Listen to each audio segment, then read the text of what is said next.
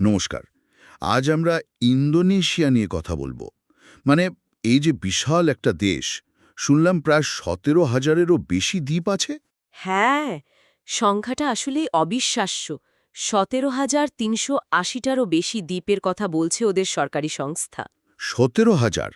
কিভাবে সম্ভব হলো বলুন তো? এতগুলো আলাদা আলাদা দ্বীপ, যাদের হয়তো নিজেদের ভাষা ছিল, সংস্কৃতি ছিল, তারা এক হয়ে একটা রাষ্ট্র গড়ল কিভাবে?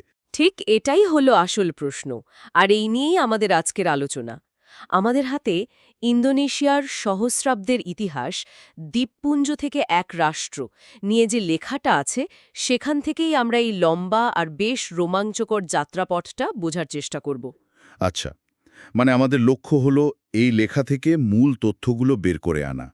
ওই যে ভৌগোলিক দূরত্ব, এত ভাষার বৈচিত্র্য, ইতিহাসের এত বাঁক। একদম। এই সবকিছু পেরিয়ে কিভাবে ওই এক জাতি, এক রাষ্ট্রের ধারণাটা জন্মালো আর বাস্তবে রূপ নিল, সেই চালিকা শক্তিগুলো কি ছিল সেটাই খুঁজে দেখা। দারুণ। তাহলে শুরু করা যাক। আচ্ছা, এই যে বিশালতার কথা বললেন, ১৭,৩৮০টা দ্বীপ, কোনগুলো এর মধ্যে প্রধান? দেখুন, সবচেয়ে পরিচিতগুলোর মধ্যে আছে সুমাত্রা, জাভা, বোর্নিওর ইন্দোনেশীয় অংশ কালিমান্তান, তারপর সুলাভেসি, মালুকু দ্বীপপুঞ্জ, নুসা তেঙ্গারা আর নিউগিনির পশ্চিম অংশ, যেটাকে পাপুয়া বলা হয়। এগুলো তো আছেই, সাথে আরও হাজার হাজার ছোট দ্বীপ। হুম, স্বাভাবিক প্রশ্ন, এত বিচ্ছিন্ন দ্বীপ এক হলো কি করে? নিশ্চয়ই খুব জোরালো কোনো কারণ ছিল। হ্যাঁ, বেশ কয়েকটা কারণ একসাথে কাজ করেছে। প্রথমত, দেখুন, সমুদ্র। এই দ্বীপগুলোর মধ্যে যোগাযোগের মূল রাস্তাটাই তো ছিল সমুদ্রপথ, মানে নৌ-বাণিজ্য। আচ্ছা। এটা একটা প্রাথমিক যোগসূত্র তৈরি করেছিল সেই প্রাচীনকাল থেকে। দ্বিতীয়ত, একটা কমন ভাষার দরকার ছিল, তাই না? ঠিক। পরে আমরা দেখব বাহাসা ইন্দোনেশিয়া নামে একটা ভাষা ধীরে ধীরে খুব গুরুত্বপূর্ণ হয়ে ওঠে, যা বিভিন্ন ভাষাভাষীর মানুষকে এক জায়গায় আনতে সাহায্য করে। বাহাসা ইন্দোনেশিয়া, এটা নিয়ে পরে আসছি। আর তৃতীয় কারণ? তৃতীয় কারণটা বেশ গুরুত্বপূর্ণ। সেটা হলো একই ঔপনিবেশিক শাসনের অভিজ্ঞতা। মানে প্রায় পুরো অঞ্চলটাই তো ডাচদের অধীনে ছিল লম্বা সময় ধরে। হ্যাঁ। ওই অভিন্ন শাসন, একই প্রশাসন, এটাও কিন্তু পরে একটা ঐক্যের ভিত্তি তৈরি করে দিয়েছিল। এই ডাচ শাসন আর বাহাসা ইন্দোনেশিয়ার ভূমিকা দুটোই খুব ইন্টারেস্টিং লাগছে। আচ্ছা, কিন্তু ডাচরা আসার আগে তখন তো নিশ্চয়ই এইসব দ্বীপের নিজস্ব রাজত্ব ছিল। অবশ্যই ছিল। শত শত বছর ধরে বিভিন্ন দ্বীপে খুব শক্তিশালী সব রাজ্য, সালতানাত গড়ে উঠেছিল। যেমন ধরুন সুমাত্রার কথা। সেখানে শ্রীবিজয়ের মতো বিরাট এক সাম্রাজ্য ছিল, ৭ম থেকে ১৩০০ শতক পর্যন্ত। শ্রীবিজয়, এদের কথা তো শুনেছি। ওরা তো বাণিজ্যে খুব প্রভাবশালী ছিল। একদম বন্দর কেন্দ্রিক সাম্রাজ্য ছিল। ওরা ভারত মহাসাগর আর দক্ষিণ চীন সাগরের বাণিজ্য পথগুলো নিয়ন্ত্রণ করত। পরে সুমাত্রাতেই আবার আছেহ সালতানাত খুব ক্ষমতাশালী হয়ে ওঠে। আর জাভা, জাভার ইতিহাস তো আরও বেশি পরিচিত মনে হয়। ঠিক, জাভাতেও প্রাচীন হিন্দু বৌদ্ধ সভ্যতা ছিল। শৈলেন্দ্র, মাতারাম রাজ্যের নাম পাওয়া যায়। তারপর এলো মাঝাপাইত সাম্রাজ্য। এটা তো মানে শুধু জাভাতেই আটকে ছিল না। তাই নাকি? এদের প্রভাব সুমাত্রা, বালি, এমনকি মালুকু দ্বীপপুঞ্জ পর্যন্ত ছড়িয়ে পড়েছিল। বলা যায় মোজাপাহেদ ছিল তখনকার দক্ষিণ পূর্ব এশিয়ার অন্যতম প্রধান একটা সামুদ্রিক শক্তি। একটা বিরাট অঞ্চলের উপর এদের রাজনৈতিক, সাংস্কৃতিক প্রভাব ছিল। তার মানে একটা আন্তঃসংযোগ বা প্রভাবের বলয় কিন্তু ইউরোপীয়রা আসার আগেও ছিল। মোজাপাহিতের সময় তো বেশ ভালোভাবেই ছিল। আচ্ছা, অন্য দ্বীপগুলোতেও কি একই রকম স্থানীয় শক্তি ছিল? হ্যাঁ, ছিল তো। বোর্নিওর পূর্বাংশে মানে কালিমান্তানে প্রাচীন কুতাই রাজ্যের কথা জানা যায়। দক্ষিণে ছিল বাঞ্চারমাসিন সালতানাত, সুলাভেসি দ্বীপে মাকাসার মানে গোয়াতাল্য আর বনে রাজ্য, এরা মশলা বাণিজ্যের জন্য খুব বিখ্যাত ছিল। মশলা, মানে স্পাইস আইল্যান্ডস? হ্যাঁ, ওই মালুকু দ্বীপপুঞ্জকেই তো ইউরোপীয়রা স্পাইস আইল্যান্ডস বলতো। সেখানকার টার্নেট আর তিদোরে সালতানাত, লবঙ্গ, জায়ফল, এসব মূল্যবান মশলার বাণিজ্যে এদের একচেটিয়া দখল ছিল। বোঝা গেল। তার মানে দ্বীপগুলোর মধ্যে যোগাযোগ, বাণিজ্য, এমনকি রেশারেশিও ছিল। একটা নেটওয়ার্ক মতো আগে থেকেই ছিল। এরপর এলো ইউরোপীয়রা, বিশেষ করে ডাচরা। তারা এসে কি করল? পুরো ছবিটাই পাল্টে গেল।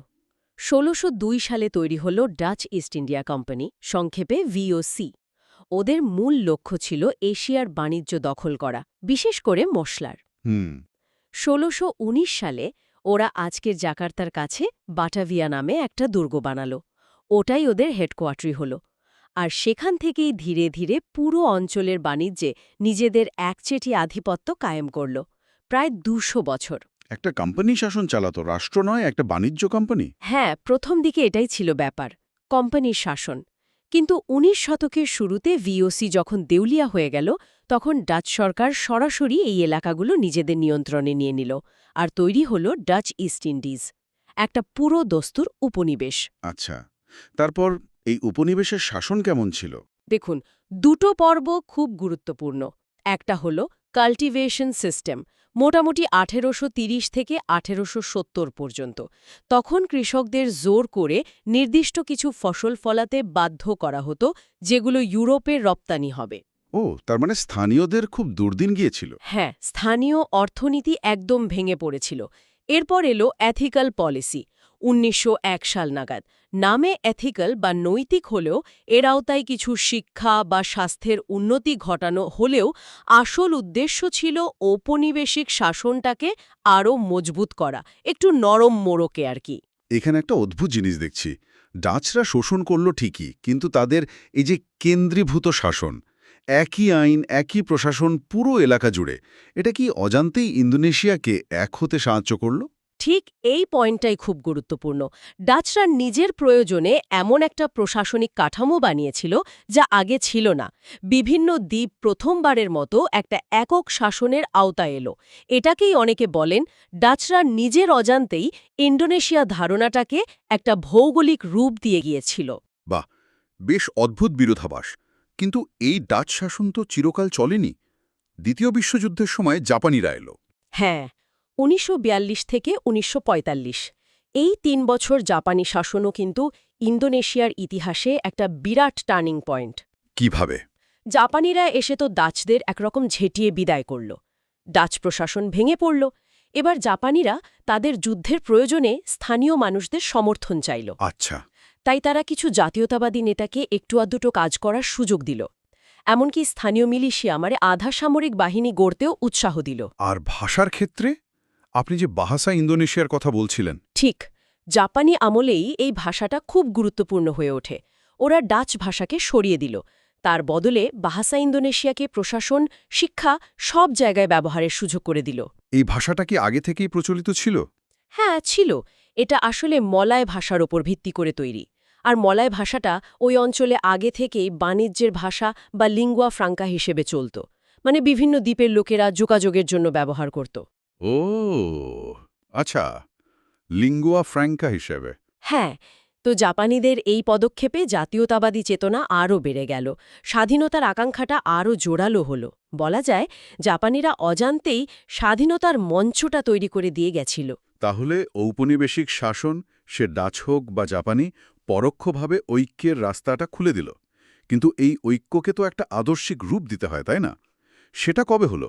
উৎসে ১৯২৮ সালের সুম্পাহ পমুদা বা যুব শপথের কথা বলা আছে। ঠিক এখানেই আসছে এই যুব শপথের গুরুত্ব। ১৯২৮ সাল ২৮শে অক্টোবর বাটাভিয়ায় তখন দ্বিতীয় যুব কংগ্রেস হচ্ছে। বিভিন্ন দ্বীপ থেকে তরুণ প্রতিনিধিরা এসেছেন। তারা একসঙ্গে ৩টে শপথ নিলেন। এক, মাতৃভূমি ইন্দোনেশিয়া; এক জাতি, ইন্দোনেশীয় জাতি; আর এক ভাষা, বাহাসা ইন্দোনেশিয়া। এক ভাষা, এতগুলো দ্বীপ, এত ভাষার মধ্যে থেকে একটা ভাষাকে বেছে নেওয়া। এটাই ছিল যুগান্তকারী সিদ্ধান্ত। বহু ভাষা, বহু সংস্কৃতির এই দেশে বাহাসা ইন্দোনেশিয়াকে ঐক্যের ভাষা হিসেবে গ্রহণ করা। এটাই ছিল সেই আদর্শিক ভিত যার উপর দাঁড়িয়ে ভবিষ্যতের ইন্দোনেশিয়া রাষ্ট্রের স্বপ্ন দেখা শুরু হল। দারুণ। এরপর তো তাহলে সরাসরি স্বাধীনতার ঘোষণা। হ্যাঁ, দ্বিতীয় বিশ্বযুদ্ধ শেষ হল। জাপান আত্মসমর্পণ করল।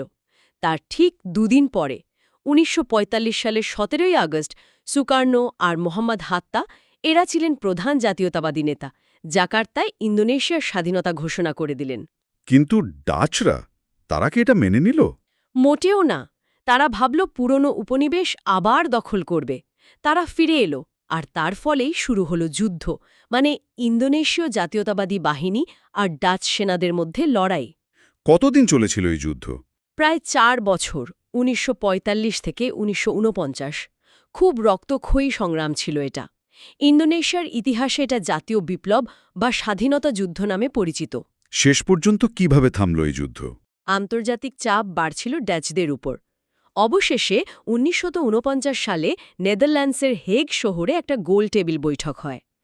সেখানে অনেক আলোচনার পর ওই বছরের ২৭শে ডিসেম্বর ডাচরা ইন্দোনেশিয়ার সার্বভৌমত্ব স্বীকার করে নিতে বাধ্য হয়।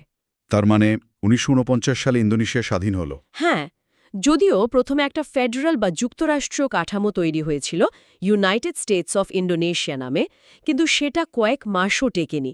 ১৯৫০ সালে ইন্দোনেশিয়া আবার এককেন্দ্রিক প্রজাতন্ত্রে পরিণত হয়। কিন্তু তখনও কি দেশের সীমানাটা পুরো তৈরি হয়েছিল? মানে পশ্চিম নিউগিনি বা পাপুয়ার কি হলো? ওটা তো তখনও ডাচদের হাতে ছিল। একদম ঠিক প্রশ্ন। ওই অংশটা তখনও ডাচদের দখলেই ছিল। এটা নিয়ে ইন্দোনেশিয়া আর নেদারল্যান্ডসের মধ্যে অনেক বছর ধরে ঝামেলা চলে। কূটনৈতিক টানাপড়েন, ছোটখাটো সংঘাত এসব লেগেই ছিল। তারপর অবশেষে জাতিসংঘের মধ্যস্থতায় ১৯৬২ সালে একটা চুক্তি হল, নিউ ইয়র্ক চুক্তি। সেই অনুযায়ী ১৯৬৩ সালে পশ্চিম নিউগিনি ইন্দোনেশীয় প্রশাসনের অধীনে এলো। আর পুরোপুরি ইন্দোনেশিয়ার অংশ হলো কবে? সেটা হল ১৯৬৯ সালে। তখন একটা গণভোট আয়োজন করা হয়, যেটাকে বলা হয় অ্যাক্ট অফ ফ্রি চয়েস। যদিও এই ভোটটা কতটা অবাধ ছিল তা নিয়ে অনেক বিতর্ক আছে, কিন্তু এই ভোটের মাধ্যমেই পশ্চিম নিউগিনি বা পাপুয়া আনুষ্ঠানিকভাবে ইন্দোনেশিয়ার অংশে পরিণত হয়। বাপরে, তার মানে পুরো প্রক্রিয়াটা কিন্তু যথেষ্ট দীর্ঘ ছিল। যুব শপথ যদি ১৯২৮-এ হয় আর সার্বভৌমত্ব যদি ১৯৪৯-এ আসে, তাহলে প্রায় ২১ বছর তো লাগলো শুধু রাষ্ট্রটা গড়তে। হ্যাঁ, আর যদি স্বাধীনতার ঘোষণা থেকে ধরি ১৯৪৫, তাহলে পাপুয়াকে অন্তর্ভুক্ত করতে করতে ১৯৫৯ প্রায় ২৪ বছর লেগে গেল। ভাবা যায়, এতগুলো দ্বীপকে এক পতাকার তলায় আনা, সীমানা ঠিক করা সহজ কাজ ছিল না মোটেই। একেবারেই না। এর পেছনে অনেক সংগ্রাম, অনেক রাজনৈতিক প্রক্রিয়া ছিল। এমনকি এর পরও কিন্তু সীমানায় একটু বদল এসেছে। তাই, সেটা কি? পূর্ব তিমুরের ব্যাপারটা, ওটা তো আগে পর্তুগিজ কলোনি ছিল। ১৯৭৫ সালে ইন্দোনেশিয়া জোর করে ওটাকে নিজেদের দেশের অংশ বানিয়ে নেয়। ও, এখানে স্বাধীনতার জন্য লম্বা গেরিলা যুদ্ধ চলে। শেষে আন্তর্জাতিক চাপে ১৯৯৯ সালে ওখানে একটা গণভোট হয় জাতিসংঘের অধীনে। আর ২০০২ সালে পূর্ব তিমুর স্বাধীন রাষ্ট্র হিসেবে জন্ম নেয়। আচ্ছা, তার মানে পূর্ব তিমুর বাদ পড়ার পরেই ইন্দোনেশিয়ার এখনকার যে সীমানা, সেটা ফাইনাল হলো। ঠিক তাই। বেশ, সীমানা তো চূড়ান্ত হলো। হুম। এবার দেশের ভেতরের শাসন ব্যবস্থা, সেখানেও নিশ্চয়ই অনেক ওঠাপড়া হয়েছে। আমরা সুকার্ণ, তারপর সুহার্তো, তারপর রেফরমাসি যুগের কথা শুনি। এই পর্যায়গুলো কেমন ছিল সংক্ষেপে যদি বলেন? হ্যাঁ, অনেক পরিবর্তন এসছে। স্বাধীনতার পর প্রথম প্রেসিডেন্ট সুকার্ণ তো সংসদীয় গণতন্ত্র দিয়েই শুরু করেছিলেন, কিন্তু ১৯৫০-এর দশকের শেষের দিকে খুব রাজনৈতিক অস্থিরতা দেখা দেয়। তখন তিনি গাইডেড ডেমোক্রেসি বা নিয়ন্ত্রিত গণতন্ত্র চালু করেন, মানে প্রেসিডেন্টের ক্ষমতা অনেক বেড়ে যায়। হুম। এরপর ১৯৬৫-৬৬ সাল নাগাদ ইন্দোনেশিয়া একটা বিরাট রাজনৈতিক ওলটপালট হয়। বেশ রক্তক্ষয়ী ঘটনা ছিল সেটা। তার মধ্যেই দিয়ে ক্ষমতায় আসেন জেনারেল সুহার্তো। সুহার্তো, এনার নাম তো খুব শোনা যায়। হ্যাঁ, ওনার শাসনকালটা ছিল বেশ লম্বা, ৩২ বছর, ১৯৬৬ থেকে ১৯৯৮। এটাকে বলা হয় নিউ অর্ডার বা নতুন ব্যবস্থা। এই সময়ে ইন্দোনেশিয়ায় অর্থনৈতিক উন্নতি বেশ হয়েছিল, কিন্তু কিন্তু শাসনটা ছিল মারাত্মক কেন্দ্রীভূত। পুরো ক্ষমতা জাকার্তায়, মানে কেন্দ্রে। আর সেনাবাহিনী খুব প্রভাবশালী ছিল। এটা ছিল একটা কঠোর কর্তৃত্ববাদী শাসন। রাজনৈতিক স্বাধীনতা, ভিন্নমত প্রকাশের সুযোগ এসব খুবই কম ছিল। তাহলে এই লম্বা শাসনের শেষ হলো কিভাবে? ১৯৯৮ সালে, তখন এশিয়া জুড়ে একটা বড় অর্থনৈতিক সংকট চলছিল। ইন্দোনেশিয়াও তার শিকার হয়। তার সাথে দেশ জুড়ে বিরাট ছাত্র আন্দোলন, গণ আন্দোলন শুরু হয়। এই চাপের মুখে সুহার্তো পদত্যাগ করতে বাধ্য হন। আর তারপর? তারপরই ইন্দোনেশিয়ায় শুরু হয় রেফরমাসি বা সংস্কার যুগ, মানে গণতন্ত্রায়নের একটা নতুন পর্ব। 1999 থেকে 2002 সালের মধ্যে সংবিধানে 4 বার বড়সড় সংশোধনী আনা হয়। কি কি বদল হলো তাতে? অনেক কিছু, যেমন প্রেসিডেন্সির ক্ষমতা কমানো হলো, সংসদকে শক্তিশালী করা হলো, মানবাধিকারের উপর জোর দেওয়া হলো, আর সবচেয়ে গুরুত্বপূর্ণ যে কাজটা করা হলো সেটা হলো ক্ষমতার বিকেন্দ্রীকরণ। মানে ক্ষমতা কেন্দ্র থেকে রাজ্যের হাতে দেওয়া? হ্যাঁ, প্রদেশ আর জেলাগুলোকে অনেক বেশি ক্ষমতা আর স্বায়ত্তশাসন দেওয়া হলো। 2004 সাল থেকে সরাসরি জনগণের ভোটে রাষ্ট্রপতি নির্বাচন শুরু হলো। এটাই আজকের ইন্দোনেশিয়ার গণতান্ত্রিক কাঠামোর ভিত্তি তৈরি করে দিয়েছে। এই বিকেন্দ্রীকরণটা কি খুব জরুরি ছিল? মানে এত বড়, এত বৈচিত্র্যময় একটা দেশকে একসাথে রাখতে কেন্দ্রীভূত নীতি কি আর কাজ করছিল না? অত্যন্ত জরুরি ছিল। সুহার্তোর পতনের পর দেশটা কিন্তু বেশ সংকটে পড়েছিল।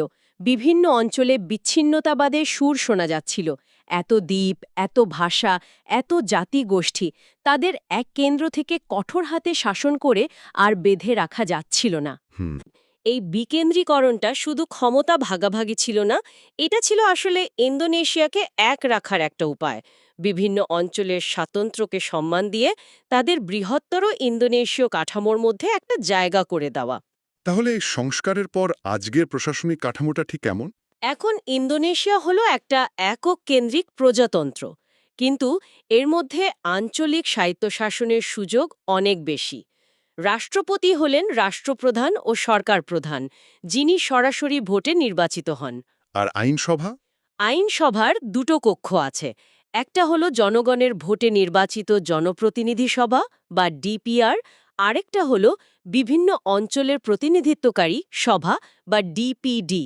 এই দুটো মিলে আবার তৈরি হয় দেশের সর্বোচ্চ নীতি নির্ধারণী ফোরাম, গণপরামর্শদাতা পরিষদ বা এমপিআর। আর বিচার বিভাগের মাথায় আছে সুপ্রিম কোর্ট বা এমএ, আর সাংবিধানিক আদালত বা এমকে। আর প্রদেশ বা জেলাগুলো, সেগুলো কিভাবে চলে? প্রধান আর পরিষদ আছে। ক্ষমতা কতটা ওদের হাতে? শিক্ষা, স্বাস্থ্য, রাস্তাঘাট তৈরি, এই রকম অনেক স্থানীয় বিষয় এখন এই স্থানীয় সরকারগুলোর হাতে। এর নিচে উপজেলা, ক্যাচামাতান, গ্রাম, দেশা বা ওয়ার্ড, কেলুরাহান স্তরও আছে। মানে ক্ষমতাটা বেশ নিচ পর্যন্ত ভাগ করে দেওয়া হয়েছে। আচ্ছা। আর কিছু অঞ্চলের কি বিশেষ মর্যাদা আছে? হ্যাঁ, কয়েকটা অঞ্চলের ঐতিহাসিক বা রাজনৈতিক কারণে বিশেষ স্ট্যাটাস আছে। যেমন আছে প্রদেশে বিশেষ স্বায়ত্তশাসন আছে, সেখানে শরিয়া আইনের কিছু প্রয়োগও হয়। যজ্ঞকর্তার সুলতান পদাধিকার বলে সেখানকার গভর্নর হন। ওহ, তাই নাকি? হ্যাঁ, আবার পাপুয়া অঞ্চলের যে প্রদেশগুলো আছে সেখানে আদিবাসী জনগোষ্ঠীর অধিকার রক্ষার জন্য বিশেষ আইন আর ফান্ডিংয়ের ব্যবস্থা আছে। আর জাকার্তা তো এতদিন রাজধানী হিসেবে বিশেষ মর্যাদা পেত। ঠিক। কিন্তু রাজধানী তো এখন বদলে যাচ্ছে, তাই না? নুসান্তারা, পূর্ব কালিমান্তানে। একদম।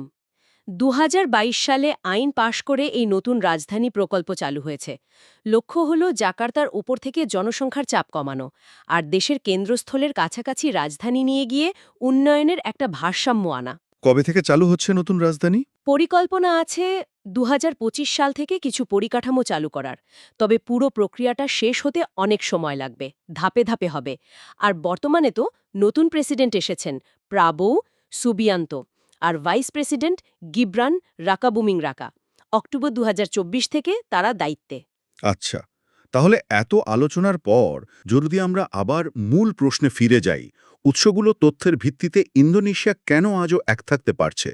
এই হাজার হাজার দ্বীপের সমষ্টি কি কি কারণ মূল বলে মনে হচ্ছে? দেখুন, সংক্ষেপে যদি বলি কয়েকটা জিনিস খুব পরিষ্কার। 1 নম্বর, অবশ্যই বাহাসা ইন্দোনেশিয়া। এই একটা সাধারণ ভাষা যোগাযোগে বাধা দূর করে জাতীয় পরিচয় তৈরিতে বিরাট সাহায্য করেছে। হুম। 2, ওই যে সমুদ্র নির্ভরতা আর আন্তঃদ্বীপ যোগাযোগ। এটা প্রাচীনকাল থেকেই তাদের মধ্যে এক ধরনের আর্কিপ্যালাজিক বা দ্বীপপুঞ্জীয় মানসিকতা তৈরি করেছে, একটা সহজাত ঐক্যবোধ। 3, অভিন্ন ঔপনিবেশিক অতীত। ডাচ শাসন খারাপ ছিল ঠিকই, কিন্তু একটা অভিন্ন প্রশাসনিক কাঠামো আর অভিজ্ঞতা তো দিয়েছিল। ঠিক। 4 নম্বর হল জাপানি দখলদারিত্বের সময়কার অভিজ্ঞতা। সেটাও কিন্তু জাতীয়তাবাদী সংগঠনগুলোকে শক্তিশালী করেছিল।